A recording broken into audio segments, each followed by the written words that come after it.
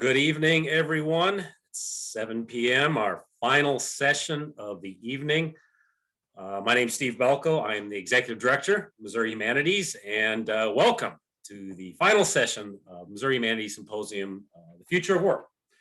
And if you tuned in earlier, you probably heard me explain that every spring, Missouri Humanities hosts a regional symposium in Springfield in partnership with the Humanities and Ethics Center at Drury University.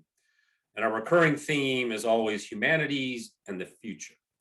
And previous symposiums addressed a range of challenging subjects surrounding this larger approach, such as the future course of democracy in a pluralistic society, environmental humanities, and bioethics and medical technology.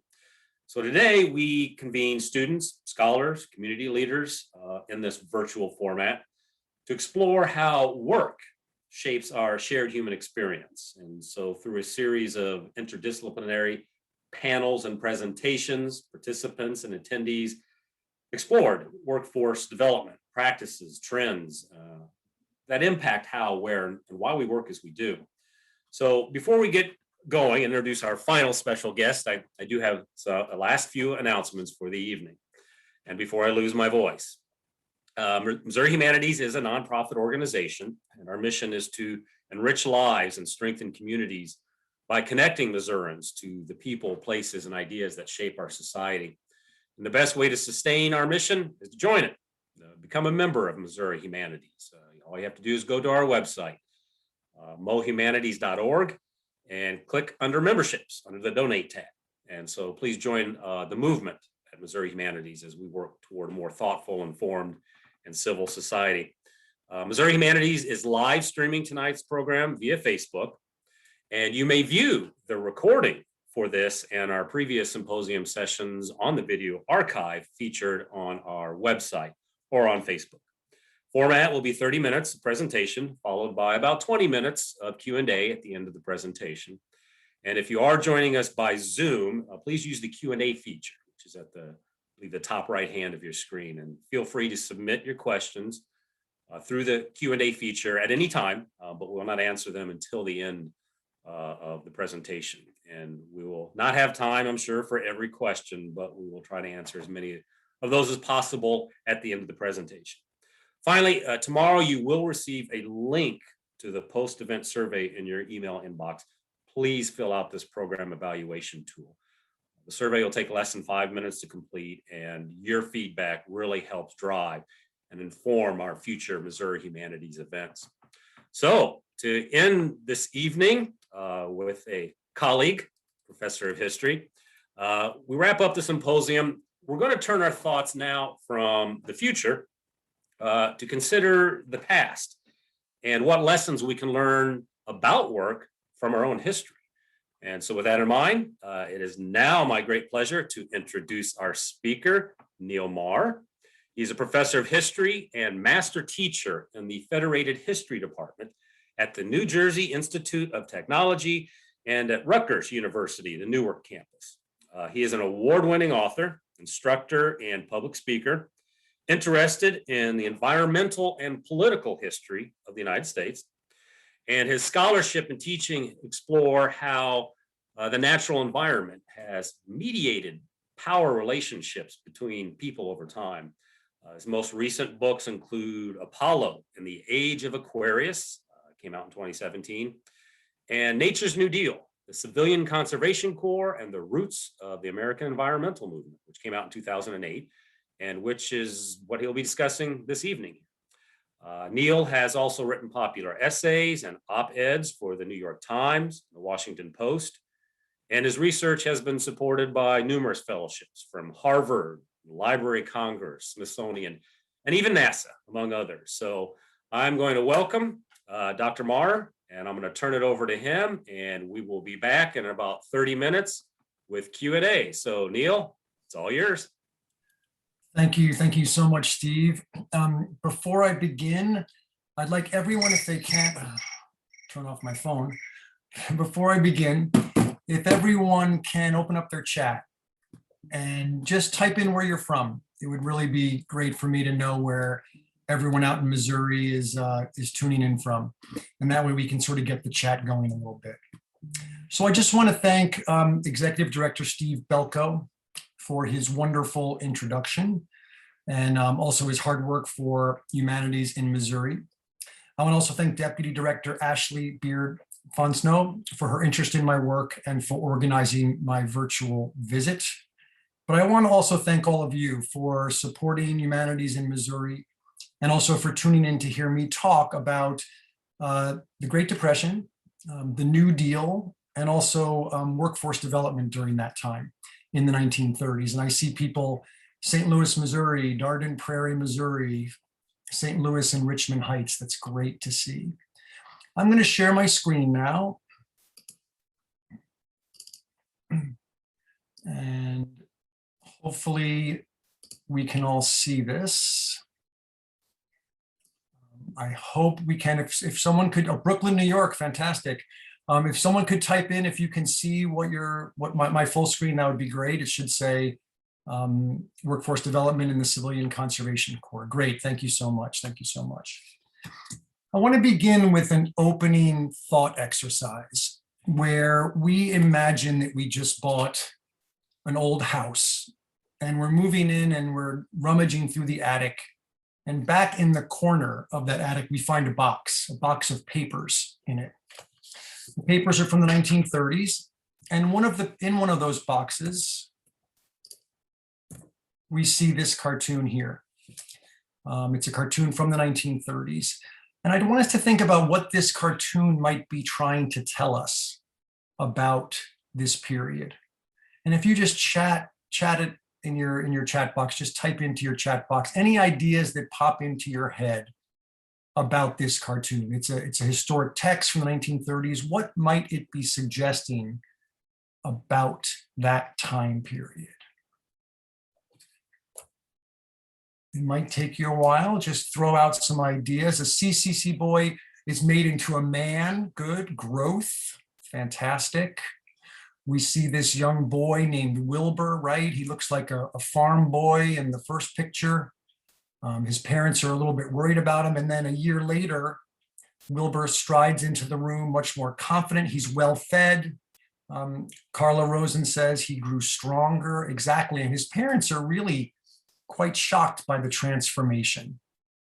Well, what I want to do tonight is I want to try to better understand this cartoon. I want us all to try to better understand this cartoon through two stories.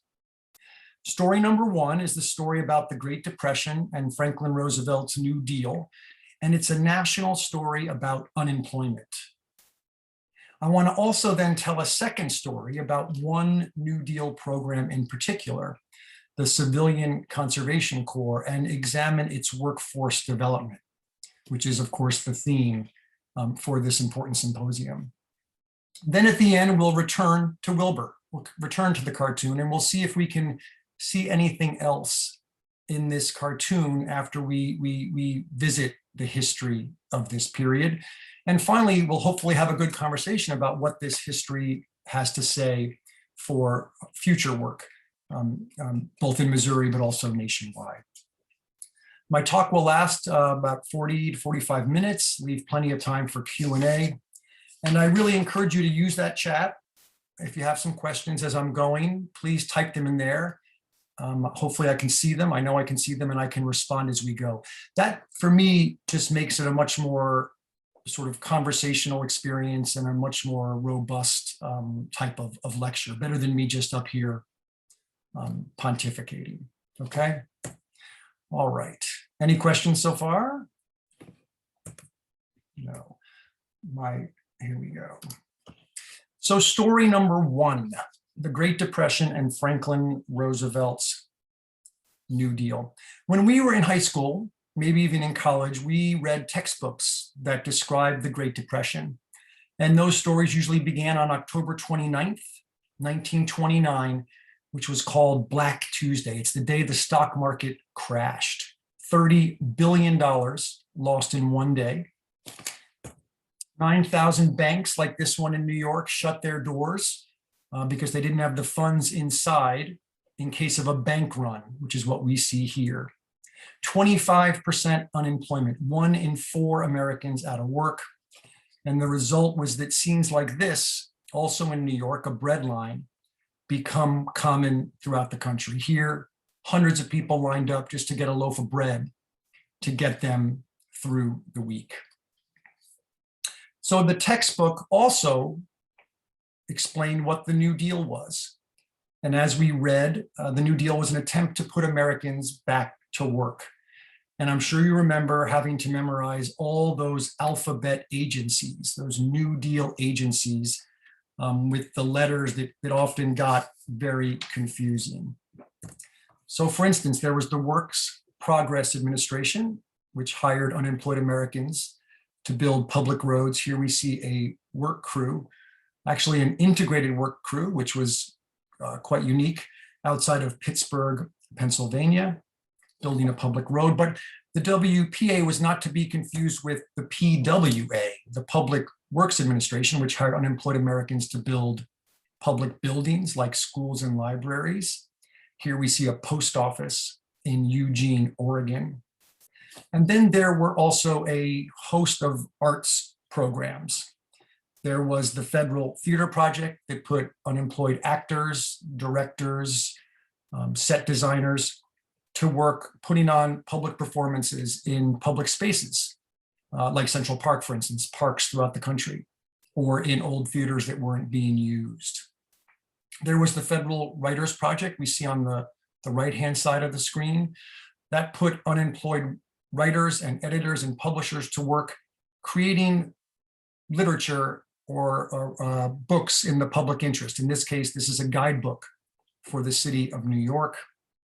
And then also the Federal Artists Project. On the lower left, we see a mural created by an unemployed artist in Thayer County, Nebraska, in a post office in Thayer County, Nebraska.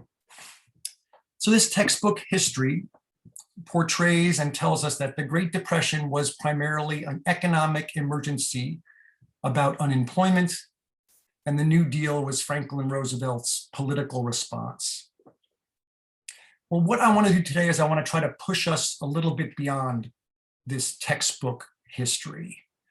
I want to show how the Great Depression and the New Deal was not just an economic crisis followed by a political response, but that there was a little bit more to the Great Depression and the New Deal story.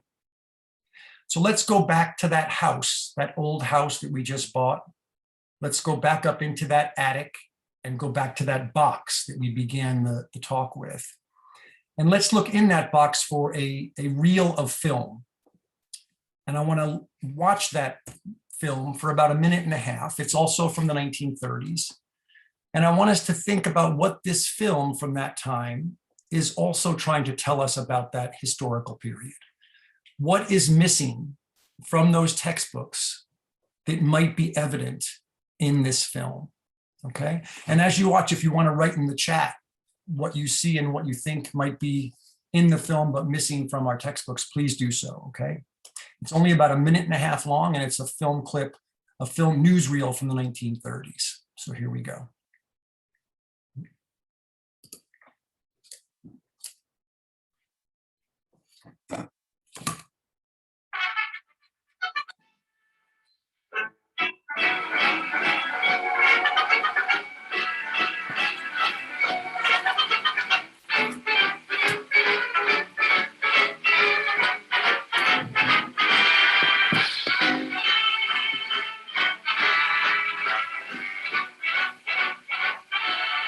In 1933, the chief concern of the American government was to break the back of a bad depression. Among the conditions to be remedied were two President Roosevelt recognized at once. Employment for hundreds of thousands of young men and war veterans was imperative. Havoc wrought by soil erosion had long since shown the necessity of the immediate restoration, conservation, and further development of the country's natural resources. As one solution for both problems, the organization and work of the Civilian Conservation Corps was undertaken. And in 2 years, through this unique plan, both problems were well on their way toward solution as great aids to economic recovery. The saving of natural resources was conservation pure and simple. One important phase of the development of these resources was more than that. It was the making of a nationwide system of recreational areas, smaller, more numerous state parks, closer to the people, more easily accessible for their use, supplementing the magnificent national parks.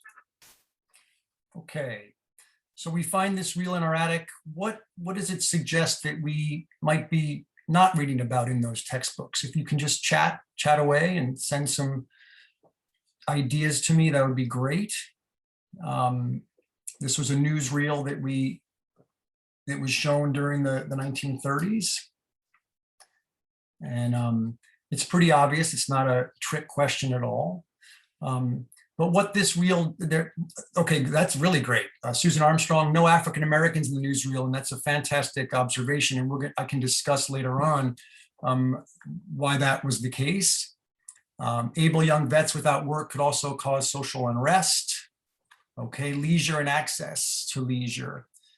New Deal conservation, right. So that leisure and access to leisure is important. Environmental concerns, conservation, right. You're all right on the money here. What the reel suggests is that the period was not only about unemployment and a political solution to get people back to work, but that there was an environmental component, or there was a component that involved the natural environment during this period as well. And it turns out, not surprising, that Franklin Roosevelt was very aware of the role that nature was playing in this history, in the history of the 1930s and in the economic crisis that we were facing. And to better understand Roosevelt's knowledge about this and interest in this, we have to go back to his childhood and look at a bit more closely how Franklin Roosevelt began to see nature's role in history. So let's go back to Franklin Roosevelt's childhood. This is the home that he grew up in. This is the Roosevelt estate in Hyde Park, New York, which is about an hour north of New York City, right on the Hudson River. And the estate was called Springwood. Franklin Roosevelt was the son of a very wealthy merchant family. The estate was 1,200 acres large, a huge estate, right on the river that actually sloped down towards the river, again, about an hour north of New York City. Now, as an older man, Franklin Roosevelt tells a story about his younger years when he was 28, and he took over the running of the estate from his mother, Sarah. And he explains how he was looking through family records, and he realized that 2 generations ago, his family had grown prize-winning corn on this property. And he was surprised because at the time he was having a lot of difficulty, not only growing prize-winning corn, which he wasn't doing, but growing any crops at all, and crops that were not being productive on the land at all. He also was concerned about the gullies that he saw that were forming off the fields of the property down into the Hudson River. As he put it back then, I can lime it, cross-plow it, manure it, and treat it to every art known to man, but it has just plain run out. And he's referring to the soil on his estate. What Franklin Roosevelt was discussing was, and what he realized was, that his estate had a soil erosion problem. So what Franklin Roosevelt did was he began to hire workers to plant trees on his Springwood estate.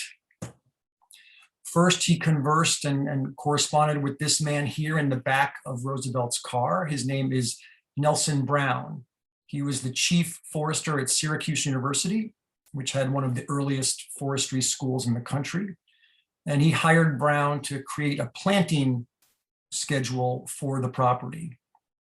And then this was back in the 1920s. During the 1920s, Roosevelt also hired people to plant between 20,000 and 50,000 trees on his property every year. Okay. He wasn't doing this for timber production. He was not doing this to grow these trees and then cut them down and sell the timber.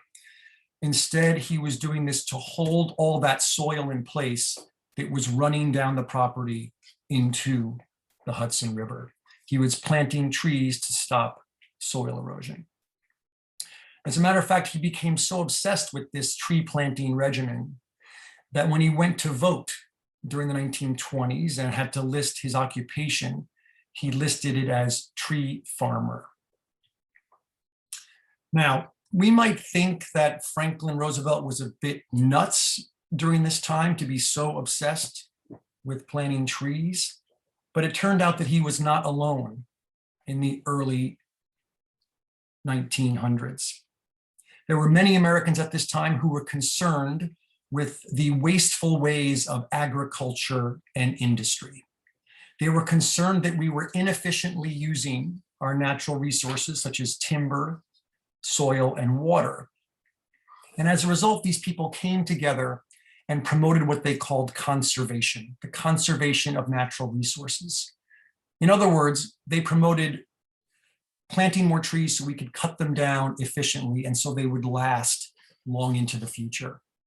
And this movement was called the Progressive Era Conservation Movement. And it was quite popular at the turn of the century, and Franklin Roosevelt was one of the leaders of that movement. And he began that interest in conservation at his estate in Hyde Park. The idea here was that if loggers could be trained to cut down trees, we could train workers to reforest forests as well.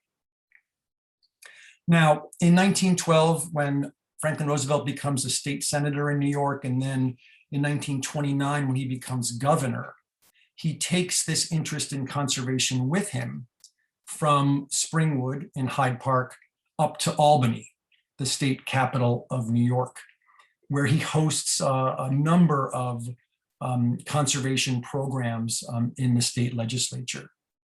Just to give you one example, he helped to further protect the Adirondack Forest Preserve, which is one of the largest parks in the country, by allowing the state to regulate logging in that region. In other words, regulate logging, stop logging from happening on certain parcels of land that were suffering from soil erosion. In 1932, when Franklin Roosevelt becomes president, he brings along this interest in conservation with him. And he again promotes a number of initiatives in the White House. And in a sense, conservation becomes quite central to the New Deal. Just to go through a couple of them now, there's the Soil Conservation Service, which trained farmers in the strategies of conserving soil on their farms, taught farmers how to terrace fields, plant drought-resistant crops, and contour plow their crop rows. Here we see a hill in Bucks County, Pennsylvania. And instead of the crop rows running straight up and down the hill, they've been contour plowed to be perpendicular to the hill to hold that soil and water on the hill for longer periods of time. The TVA was another conservation program Roosevelt created. The goal here was to conserve water behind dams for electricity, and we see those electric wires there on the right, but also for irrigation and to control flooding. And this is a picture of the Norris Dam down in Tennessee. And then finally, Roosevelt also initiated the Civilian Conservation Corps, which became one of the most popular New Deal programs, and without doubt, the most popular New Deal conservation program. And it's remembered most for putting young men to work planting trees. So all of these programs, whether they were the conservation programs or the other programs like the WPA and the PWA, raise a central question for this symposium. How did Franklin Roosevelt and the federal government develop this workforce for all these programs? How did they train these people, these workers, to do all this labor through these federal programs? To answer that question, we're going to tell a second story, the story of one New Deal program in particular and its workforce development. But before I do that, I just wanted to ask if there are any questions right now that people have that I could answer quickly before moving on. If we want to take just 10, 15 seconds to have you type in any of those questions, I'll answer them. And we'll just wait a couple more seconds here. Okay, maybe they will trickle in and I will answer as I go through story number 2. All right, here's one. Do I know if there were any thoughts by leaders? I'm wondering if you mean political leaders or thoughts about the CCC. I need a little more than that. I do know how the idea of the CCC was created. Just very briefly, it had to do with Franklin Roosevelt having been very involved in conservation. Oh, this past recession. Okay. Yep. This also involves the ideas of the Green New Deal that are emerging right now, and we're going to talk about that at the very end of my discussion here. So we'll hold off on that, but thank you. So story number 2, the CCC. Let's get some background on the CCC first. So this program was created in March of 1933 during Franklin Roosevelt's first 2 weeks in office. So it was a large priority for him. And he announced this program to the public in one of his famous fireside chats, a fireside chat that took place on May 7th, 1933. And I want to listen to 1.5 minutes of that fireside chat now. First of all, I want to do it because it's just amazing to hear Franklin Roosevelt's voice, almost 100 years later. But secondly, he provides some insight in what he says to his reasoning behind the Corps. And again, just remember, this was his sort of promotional effort to introduce the Corps to the American public. So here we go. First, we are giving opportunity of employment to 250,000 of the unemployed, especially the young men who have dependents. Let them go into forestry and flood prevention work. That is a big task because it means feeding and clothing and caring for nearly twice as many men as we have in the regular army itself. And in creating this civilian conservation corps, we are killing 2 birds with 1 stone. We are clearly enhancing the value of our natural resources. And at the same time, we are relieving an appreciable amount of actual distress. This great group of men, young men, have entered upon their work on a purely voluntary basis. No military training is involved, and we are conserving not only our natural resources, but also our human resources. One of the great values to this work is the fact that it is direct and requires the intervention of variable machinery.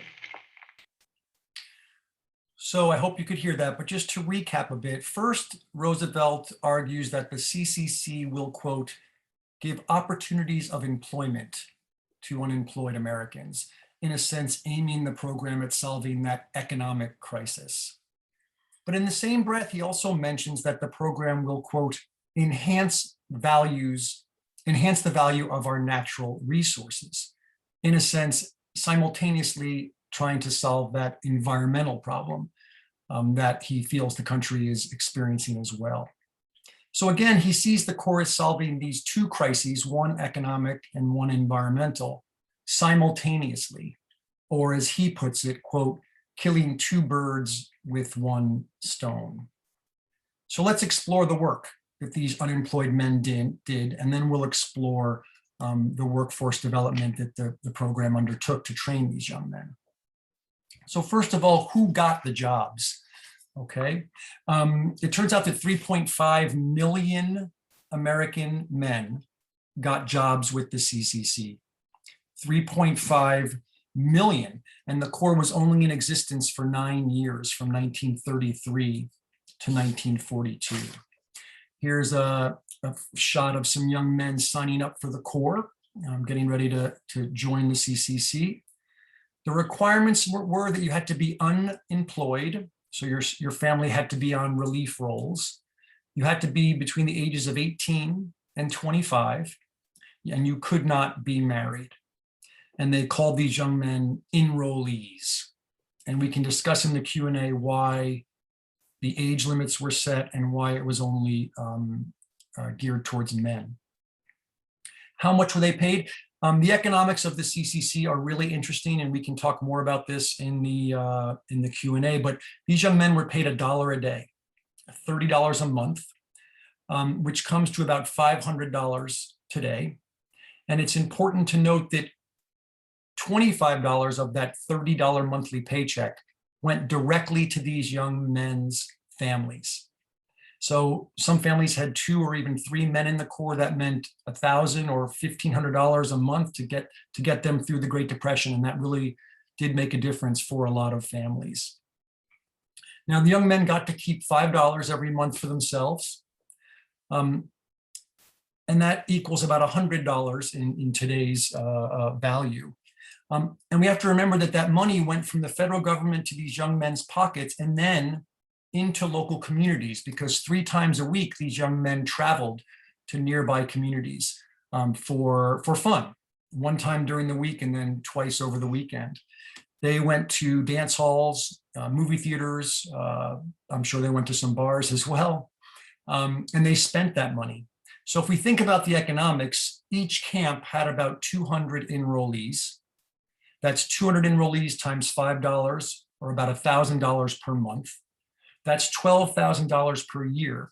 In today's dollars, that comes to $250,000 flowing from one camp into the local economy around these camps.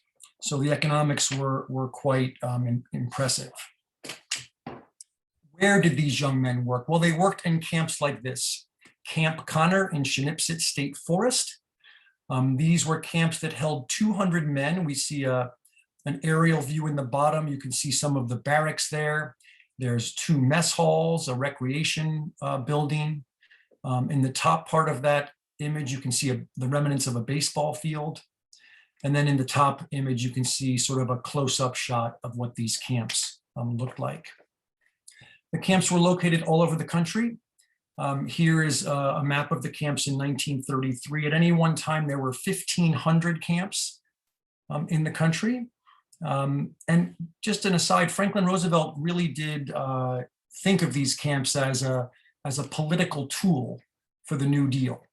So because those camps brought so much money into the local economy, Franklin Roosevelt often personally located camps in certain regions that he felt either needed the economic infusion or perhaps into locations that supported his New Deal efforts.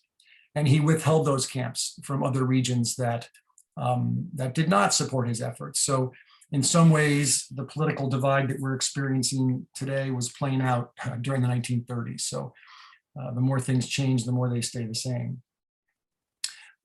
What kind of conservation work did they do? Well, the CCC is most remembered for planting trees, and for good reason. The Corps planted 2.3 billion trees during its 9-year existence.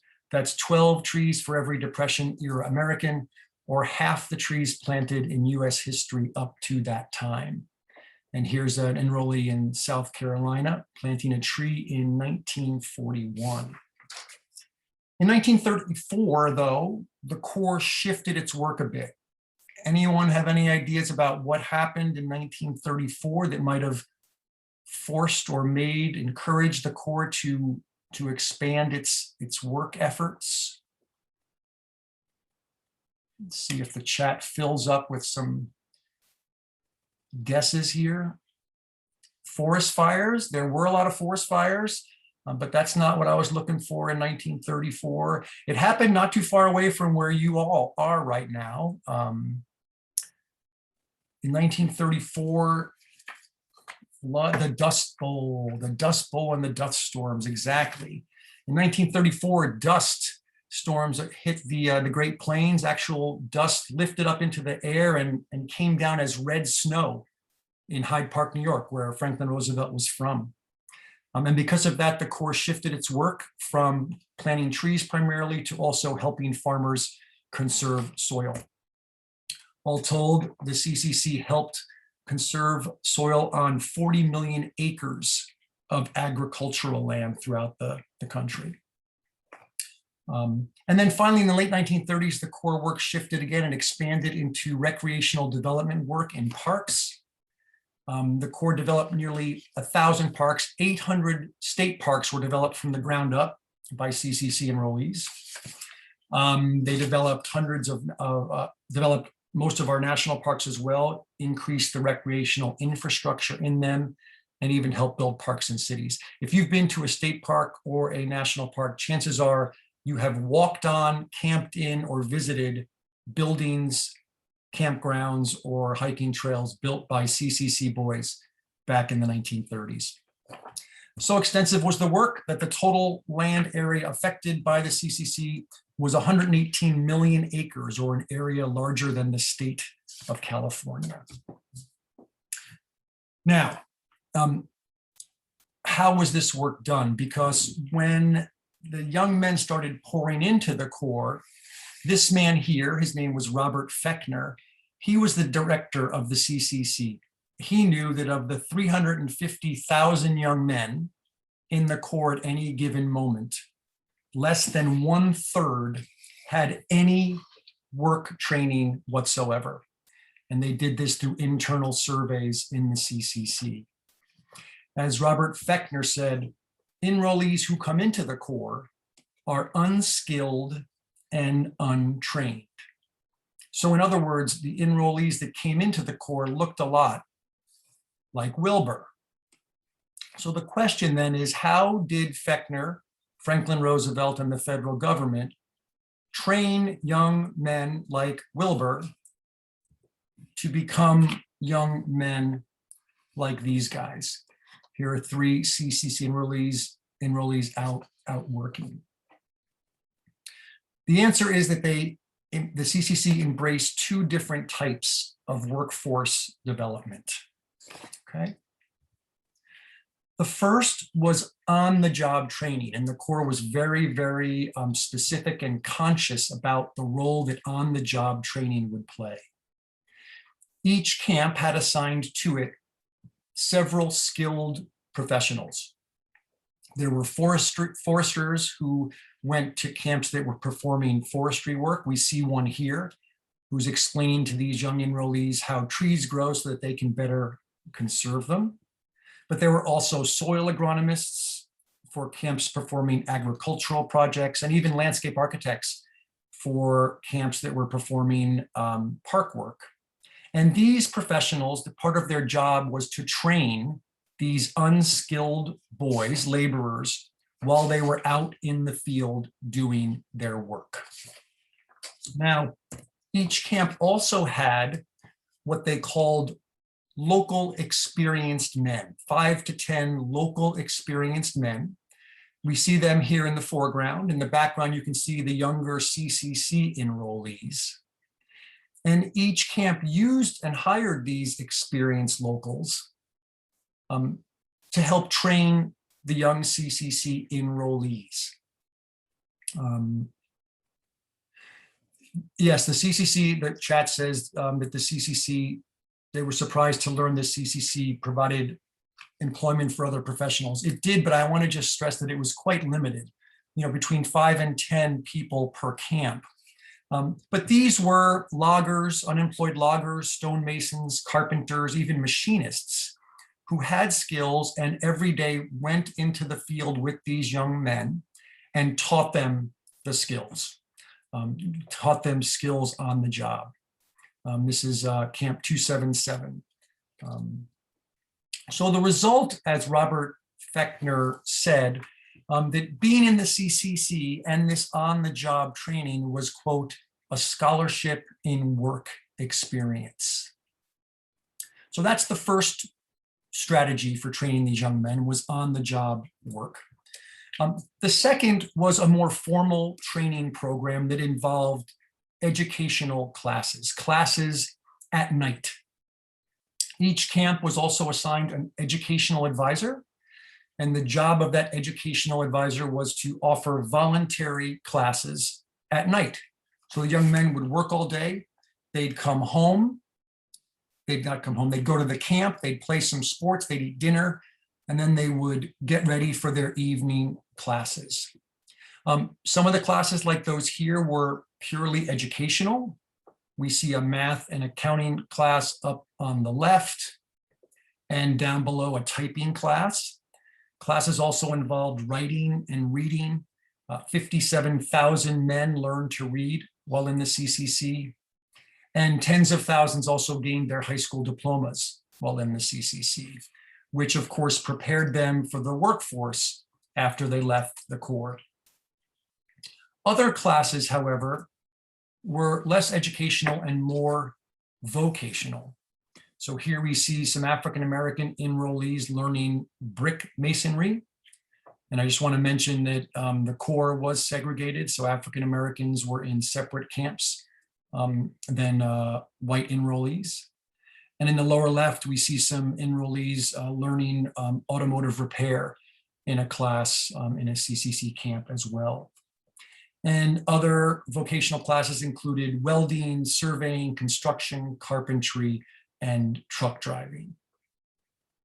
And just as a quick aside, they even had a very small program for women. There were no women in the Corps except for one camp.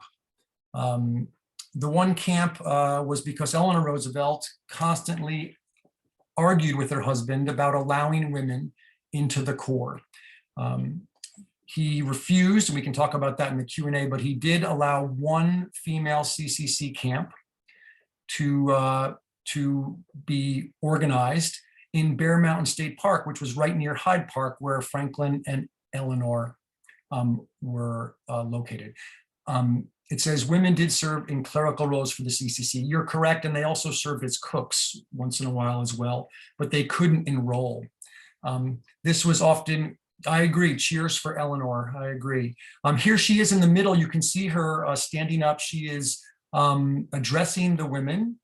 I don't know what they were paid, but I do know that instead of being trained in conservation skills, they trained these young women in domestic skills. So they tried to teach them how to cook and clean and take care of their children. So a very different era, and we can talk about the difference in the times, maybe in the Q&A. So how do we assess this workforce training? How do we address and assess this workforce development? Well, the night classes were extensive. By the end of the 1930s, thousands of classes were being offered nationwide, and 92% of enrollees joining the CCC took one or more of those classes. So the classes were very popular. And if we want to assess how those enrollees benefited from the classes, it's best to listen to their own words. So here is CCC enrollee Harry Gow. He wrote, "Through the educational program, I've learned a lot. It's offered an opportunity to improve myself mentally." But of course, the best indicator for success is, did they get jobs? Did they get jobs after leaving the Corps? In my book, I was more interested in enrollees who took jobs in the conservation profession. So I didn't track other types of jobs. But what I did find was that many of the CCC enrollees went on into careers in the conservation profession. So this is Chuck Kroll. He wrote that in camp, I took some conservation courses and credit the CCC experience as the main reason for my 30-year career in the Soil Conservation Service. And I found dozens of other CCC enrollees who went on for long careers in the US Forest Service, the Park Service, the TVA, and other non-federal and non-governmental conservation organizations. I think this sort of suggests that the training program did work and that people were able to find jobs even if they weren't conservation related. So let's wrap this up by returning to Wilbur. Okay, well, this cartoon actually comes from a camp newspaper. Every camp had a camp newspaper. The enrollees published the newspaper on their own, wrote in it, and even drew the cartoons. So what can we say now about this cartoon that maybe we hadn't realized from before? And if you want to just chat away, that would be great. What has the history done for our understanding of this image? Has it expanded our thinking at all?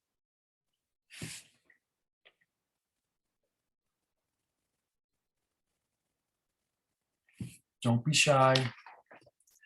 You've been great this entire talk, people chiming in the whole time. Is there anything different about this than you thought before? Anything that we might be seeing now that we hadn't seen earlier? He went to the CCC and got food and grew. Exactly. And there's a whole part of my research that talks about the sort of physical changes that these young men go through when they're in the Corps. It's quite impressive. We mentioned before they went from boys to men. They went from scrawny young people to more healthy. That's a great, Mike Burke says that this is how enrollees saw themselves, exactly, because this is them drawing the cartoons themselves. So they went from boys to men. They went from scrawny individuals to perhaps more robust. They did move away from their homes. They were positioned very, very far away on purpose so they wouldn't get homesick and come home. But I think what we also might see here is that they also went from being unskilled workers. We see him portrayed as sort of a farm boy, right? Into what could be a skilled worker, or at least in Wilbur after a year, at least a young man who is ready for the workforce, right? Wilbur looks like he's ready to go off for an interview for a job. He gained weight, a sense of belonging, skills, and money for sweet new digs. That's what another chat says, and I completely agree. This young man is ready for the workforce. So I want to wrap this up just by a brief nod to the Green New Deal. We've heard a lot about the Green New Deal lately. I just want to mention that today we face a pair of similar problems that we were facing in the 1930s. We have an economy that is in quite unstable condition because of the pandemic we've been dealing with for a year. And on the environmental front, we're facing one of the gravest crises of our generation, which is climate change. Might a new and improved CCC help us again? Could we use a new and improved CCC to train workers in, for instance, a green energy economy, to develop green energy systems? Could we use them to help us put solar panels in the old Sun Belt, or wind farms in the Dust Bowl, for instance? Or could we use a new CCC to help construct climate resilient infrastructure, such as the restoration of wetlands and stormwater systems for cities? Just some questions, maybe in the Q&A we can answer them, but it's been wonderful talking to you today about the CCC and workforce development during the Great Depression. Thank you so much. Thank you, Neil. Definitely an outstanding wrap up to today's symposium for sure. Been a long but very fruitful day, and we do got a ton of questions. Now, you do have access to our Q&A, so go ahead. I'm just gonna let you, if there's anything in there that you want to address, please do, because I do have other questions that are coming from other sources, so there's no shortage. Steve, I got two here. Yeah, you go for it. You can. Okay, well, I got two here. I'll just do one, and then you answer, and then it kind of has a follow-up. So it's been a long day, so hopefully my brain can do this. But reconcile how the New Deal spending with current government spending, specifically the CARES Act last year and the American Rescue Plan Act this year. Yeah, I think this is a good question, because the New Deal, we think of government programs, government spending, CCC, hiring, WPA, and all this. But really the CARES and the ARP are just handing out money to organizations like Missouri Humanities and the National Endowment of Humanities, and it's our turn, and we're not government, and so it's a little different. Would you think?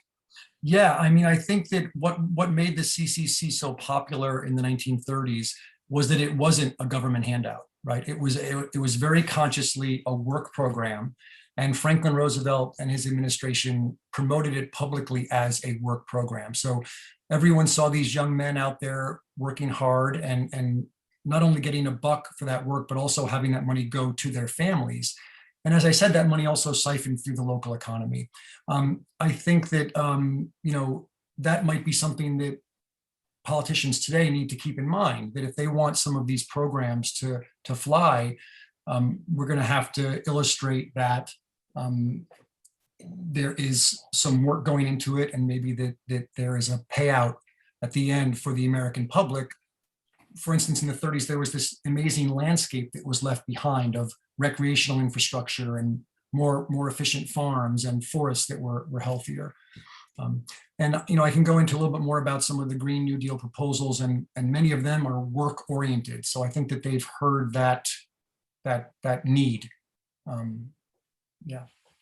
I'm going to add this too, because you just said something that kind of, before I get to the other questions, kind of coaxed my memory. When I was finishing my PhD at Mississippi State University, we had a huge grant to create Missouri's Great River Road, a development interpretive plan for that.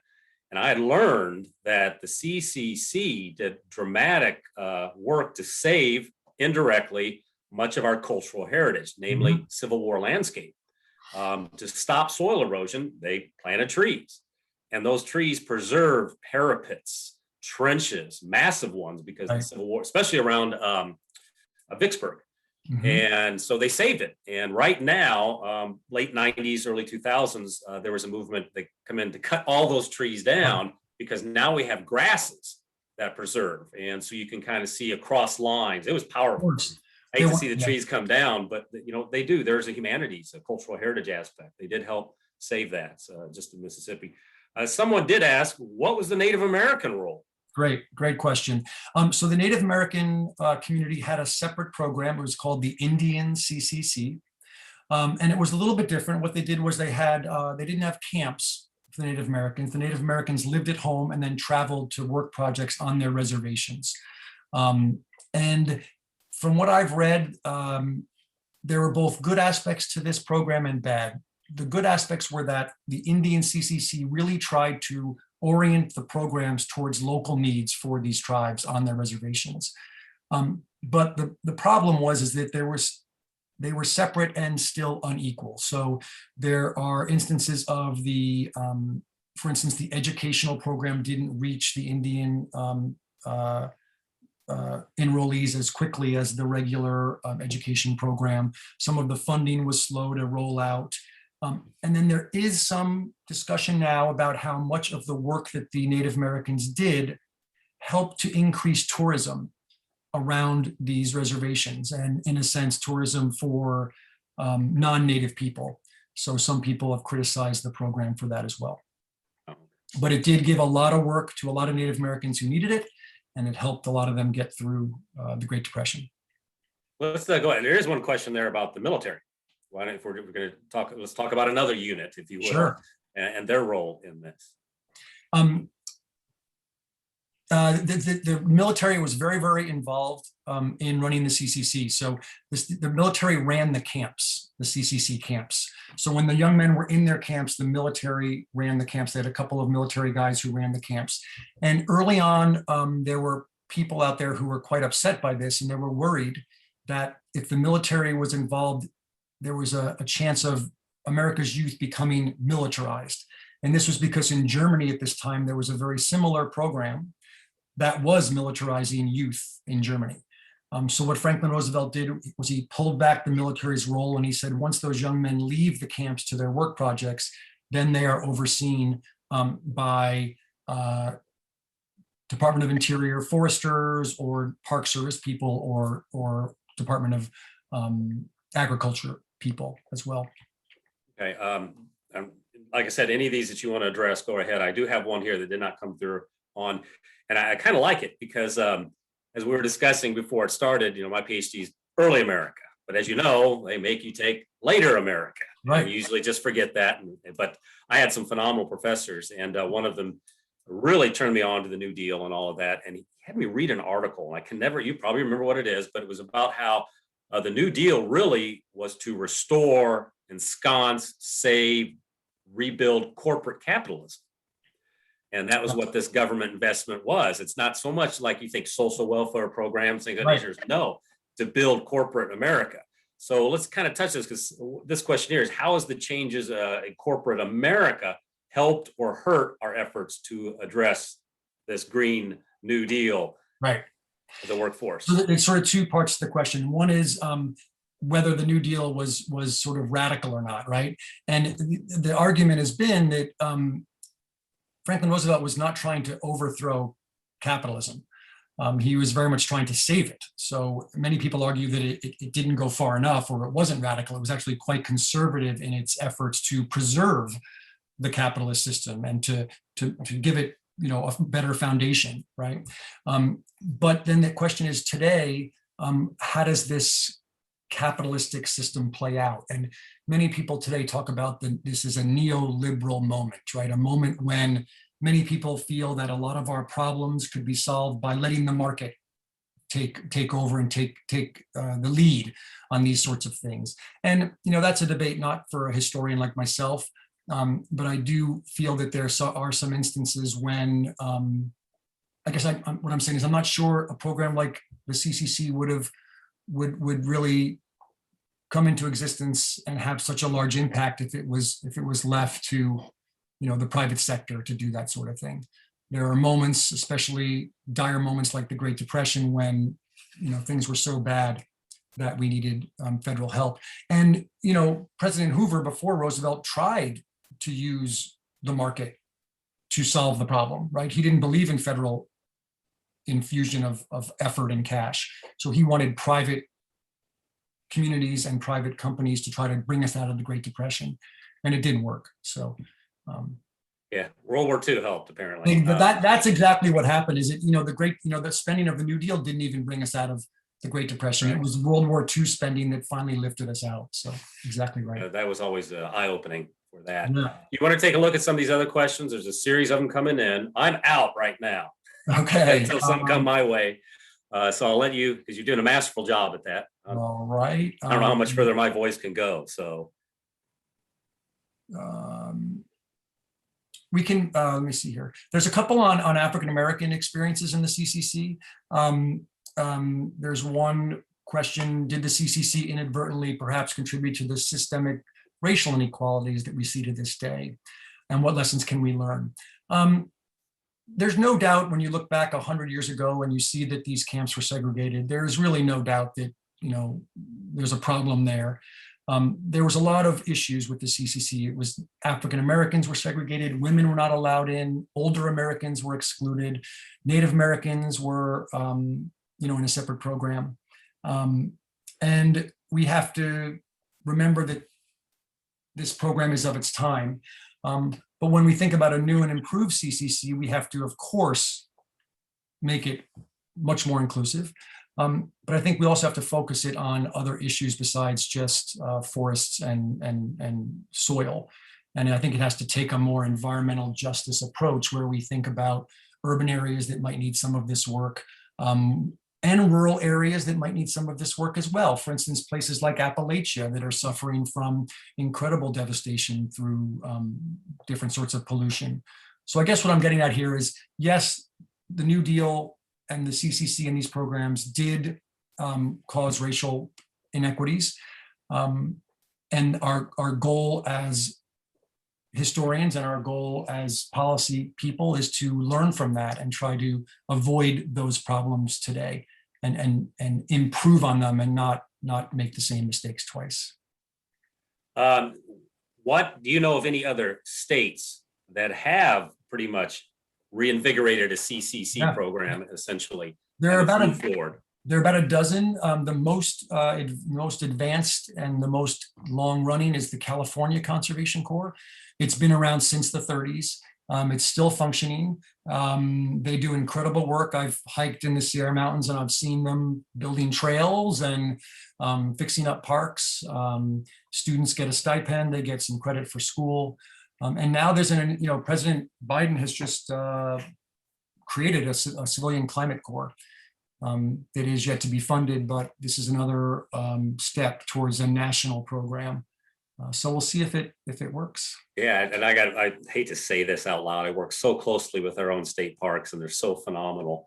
I'm curious if they have a program. So if somebody's listening, please educate me I might reach out to Mike Sutherland and go, hey, we got a partnership we can work on, because we Right. do have folks go to our website, we do have a brand new program that we created, Environmental Humanities. I think we're going to change the name of it to, we're looking at maybe Landscape Heritage, because it's larger, because environmental has so many, connotations to it. We're really thinking about how we can celebrate the history, the role of landscape to Right. humanity.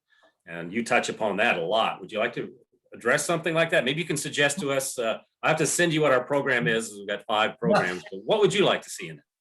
Well, I mean, I think that first of all, the CCC did a lot of work preserving cultural landscapes. So they would work in national parks. I know they did some work in, I think it's Great Smoky Mountains, where there's a valley there that they helped to preserve the farmsteads that were there and turn it into basically a large heritage museum where people can go into this valley and still see buildings and structures from a much earlier period, old farms. And the Corps was instrumental in preserving that land. So I think that there's a role in a new and improved program to do that sort of work. I mean, it's a very, very important thing, and people can learn so much from experiencing outdoor landscapes in that way. And the National Park Service is very involved in cultural landscapes, as you know. Right. I worked for the national parks as a historian, and I worked on a New Deal program, if you can believe Oh, that. wow. Yeah, called the Historic American Building Survey and the Historic American. Oh, sure. Yeah, Habs Hair. Habs and hair are very, Yeah, they're very still important. around. They're still around. Yes, they are. In fact, they contact me.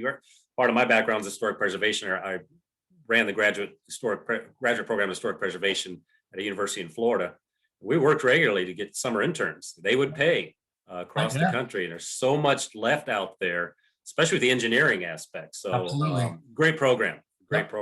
And I do know that they had received some extra funds, not only under CARES, but the ARP Act. So hopefully somebody listening can get a little summer job there. Some great experience. I did. It was wonderful. Helped me get through graduate school. That's fantastic. That's the way to do it. Exactly. Somebody asked the question, who built the camps? Same people? Great question. In the early years, the young men marched into the parks or into the forests, and they constructed the camps themselves. They lived in tents at first for the first several weeks until they could build the barracks, first several months until they could build the barracks. Then they moved into the barracks. Later on in the mid-1930s, the Corps began to construct prefabricated barracks that they moved around. The camps would do a project for 6 months or a year and then move. So they created prefabricated barracks that they then moved around the country. But a lot of the materials for those structures were bought from local communities, local mills, wood mills, local resources from local communities to help build those camps. Well, one of the questions I noticed kind of touches upon this, but I'll just take it a step further. What's the opposition to the CCC? Early on, it was opposed by organized labor.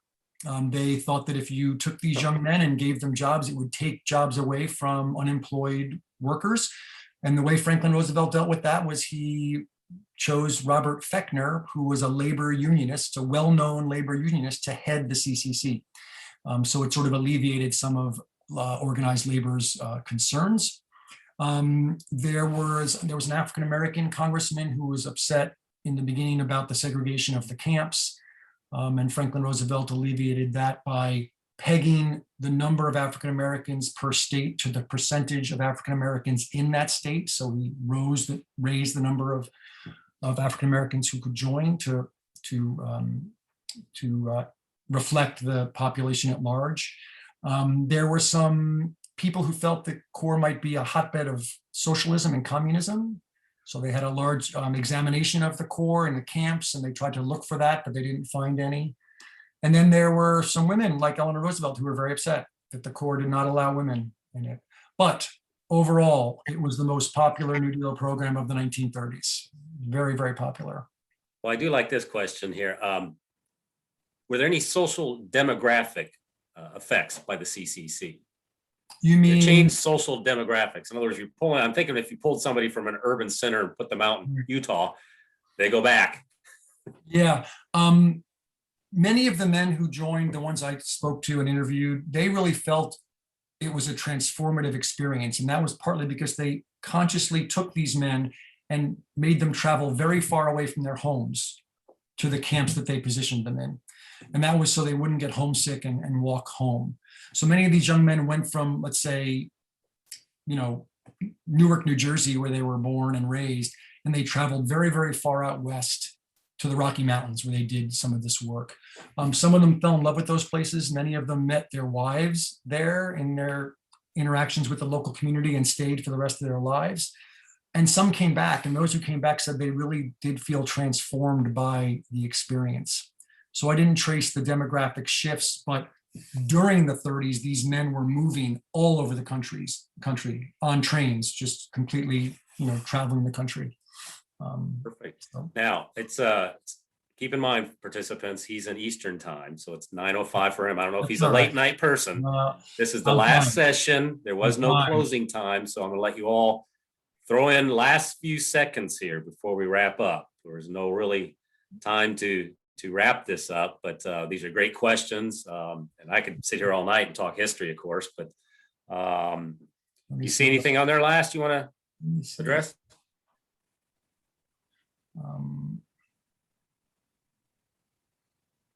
What initially motivated Roosevelt? His cousin Theodore motivated him a lot. Teddy Roosevelt was also very involved in the Boy Scouts, and Franklin Roosevelt followed him to be the head of the Boy Scouts. And that's where he got that let's conserve human resources, right? Take these young boys from cities and put them in these Boy Scout camps in the countryside and get them healthy. So that was what his influence was. And then he was also influenced by a very good friend of his, Gifford Pinchot, who was a forester, a very well-known forester, and the governor of Pennsylvania. And interestingly, a Republican, and Franklin Roosevelt was very close with him, and they worked together on the CCC and a lot of other programs. And it was Gifford Pinchot who really emphasized the natural resource side of the program. So it was a nice bipartisan moment, at least. I will end with one last thing, unless somebody beats me to it here or something with something, so we don't keep everybody. But I got to bring it back to Missouri. Yep. Harry Truman. Do we have anything to say about Harry Truman and the CCC?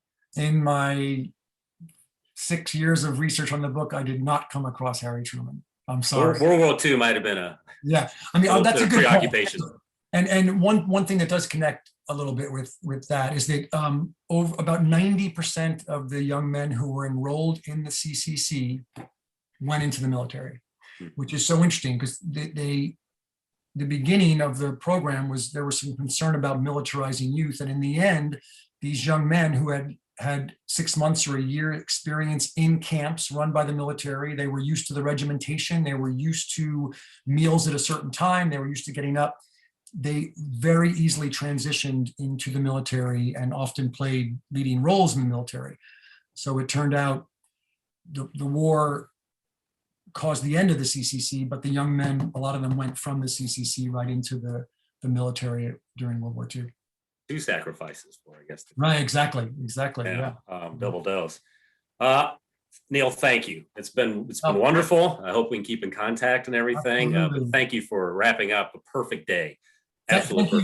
Thank you all so much. It's so amazing to see people out there, really being active to get involved with the humanities. During a pandemic, online, it's just wonderful to see, and just keep up the good work and keep up the support. I appreciate it. Keep up the support for Missouri Humanities. Thank you. Thank you. And you helped us with that. So I appreciate it. You can leave at any time. I just want to tell everybody that the day is over. Missouri Humanities Symposium, Future of Work. I want to thank Neil and all of our speakers and presenters for sharing this timely and important information with the citizens of our state. I also want to thank the Humanities and Ethics Center at Drury University for your ongoing, very, very profitable, and I don't mean that capitalistic, partnership. And I also want to thank again my deputy director, Ashley Beard-Fosno. This was all hers. All I wanted is something in workforce development, and everything else she did. Selected the speakers, the sessions, the whole order. She deserved all of the thanks. And if there's any other staff that assisted her, I apologize. Thank you to you as well. And I want to finally express gratitude to each and every one of you for attending us today. Join us next year's symposium. It will be in person back down in Springfield. I believe it might be on space exploration. So stay tuned on that. So, but check out our other upcoming Missouri Humanities events on our website and join us. Please become a member of Missouri Humanities. So until next time, thank you and good night.